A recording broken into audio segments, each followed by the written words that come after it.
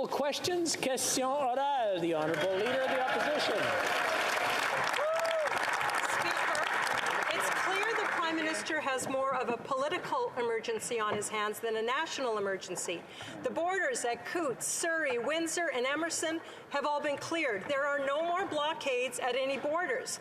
Trucks are still here downtown in Ottawa and they need to move. But in light of the rapidly changing landscape, can the Prime Minister tell us where is the serious threat of violence to Canadians for ideological purposes, which is the threshold that needs to be met for the Emergencies Act? Right Honourable Prime Minister. Mr. Speaker, the invocation of the Emergencies Act is not something to be done lightly. It is not something to be done as a first resort or even a second resort. But it was necessary to be done to give local law enforcement across the country the tools to handle these illegal blockades, to be able to ensure restoration of order, and to make sure that Canadians, whether they're losing shifts or seeing supplies delayed on the way through the borders, be able to get back to their daily lives. This is a decision we took, and of course, Parliament is going to have an opportunity to debate it. Well, Leader of the Opposition. Limitations to Canadians' fundamental freedoms must be justified and must meet a legal criteria. Experts across the country have said these requirements have not been met.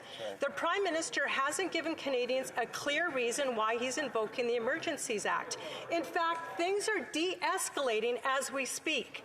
So why is the Prime Minister using this hammer on Canadians? Isn't it true he's doing it just to save his own political skin? The Right Honourable Prime Minister. Mr. Speaker, over the past few weeks, Canadians have been suffering, whether it's because of border crossings, whether it's because of illegal blockades in their neighbourhoods. This is something that required extra tools that we have put in law enforcement's hands. Now, of course, law enforcement, the local law enforcement jurisdiction, can use these tools or not as they're available. But the threshold was met for the Emergencies Act, and now across the country, police of jurisdiction have the tools necessary to keep people safe.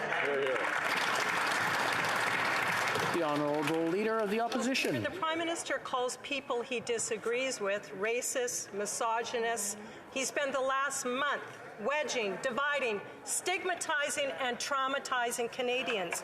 I understand the Prime Minister admires basic dictatorships, but let's remind the Prime Minister this is Canada. This is not a dictatorship. The Prime Minister is actually pouring gasoline on embers. Isn't it true the Prime Minister is doing this for one reason and one reason alone?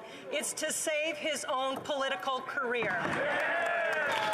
The Right Honourable Prime Minister. The Conservatives simply can't have it both ways. They spent weeks complaining that we weren't doing enough to restore order in this country, and now when we move forward to give people the tools they need. I'm going to have to interrupt the Right Honourable Prime Minister.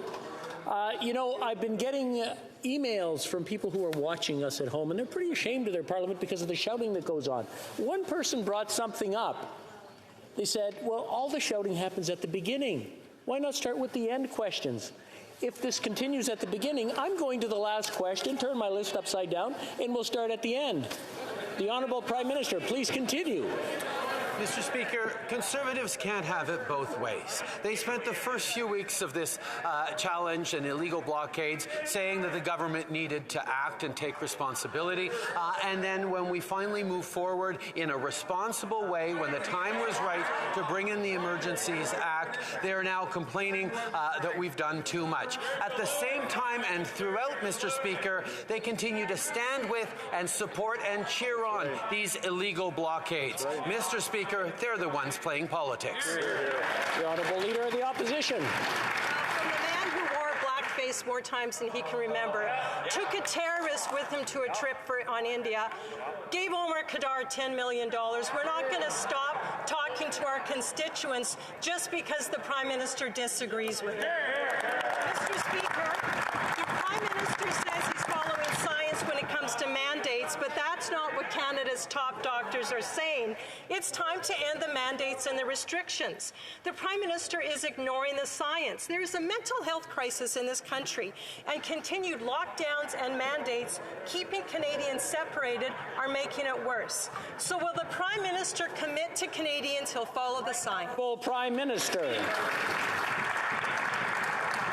Mr. Speaker, the invocation of the Emergencies Act is something that is extremely serious and that we have taken extremely seriously.